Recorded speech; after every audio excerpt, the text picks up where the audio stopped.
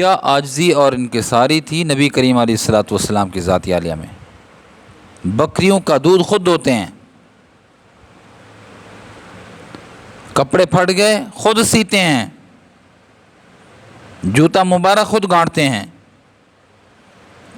گھریلو کام کاج خود کرتے ہیں۔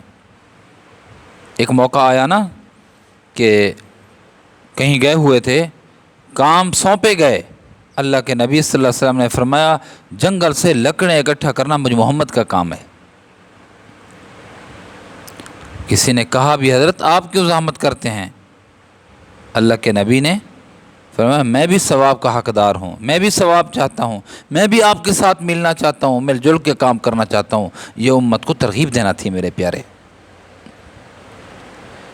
اپنا کام خود، عاجزی اور انکساری پیدا ہوتی ہے۔ حضرت علی کرم اللہ وجہہ کے بارے میں پڑھ رہا تھا کہ آپ نے غلام سے، خلافت کا زمانہ ہے، وقت کا امیر المومنین ہے حضرت علی رضی اللہ عنہ، خادم سے کیا فرمایا؟ چلیں کپڑا لیتے ہیں، تم پسند کرو، میرے لیے بھی اور اپنے لیے بھی۔ خادم نے کپڑا پسند کیا، دو کپڑے پسند کیے، ایک بیش قیمت تھا، ایک کم قیمت تھا، ایک مہنگا تھا، ایک سستا تھا۔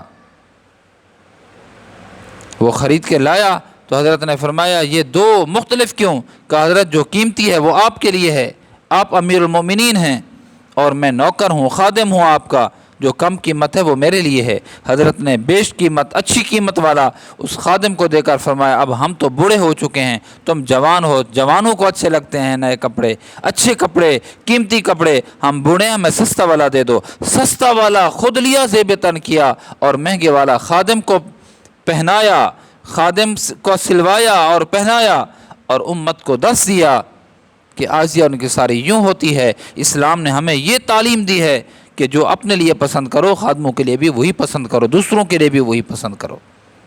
یہ عاجزی اور انکساری کہاں ہے؟ اب ڈھونڈو بھی نہیں ملتی یہ عاجزی اور انکساری۔ یہ عاجزی اور انکساری تھی ان اللہ والوں کی، خود کام کر۔ حضرت عمر سائیں کو دیکھ لو رضی اللہ تعالیٰ عنہ، وہ عورت والا واقعہ، درد ذہن میں جو مبتلا تھی، اسلم نے کہا بھی حضرت یہ جو آپ آٹا اٹھا کے لے کے جا رہے ہیں کندھے پہ، یہ میں خادم ہوں اٹھاتا ہوں۔ فرمایا کل قیامت کے دن میرا بوجھ اٹھائے گا تو؟ جب کل میں نے اپنا بوجھ خود اٹھانا ہے تو وہی بوجھ آج میں اٹھا رہا ہوں۔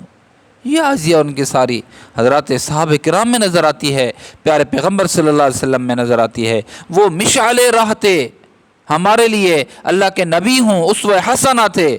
یا حضرات صحابہ کرام مشعل راہ تھے، سنگ میل تھے، ان کے قدموں پہ اگر چلیں گے تو فائز المرام ہو جائیں گے، کامیاب ہو جائیں گے۔ اگر ان کے روش اور طریقے کو چھوڑ دیا میرے پیارے ناکام ہو جائیں گے۔ عاجزی انکساری کا بہترین سبق اللہ کے نبی پھر صحابہ کرام ہیں، ان کے نقش قدم پہ چلیے، کامیابی آپ کا انتظار کر رہی ہے۔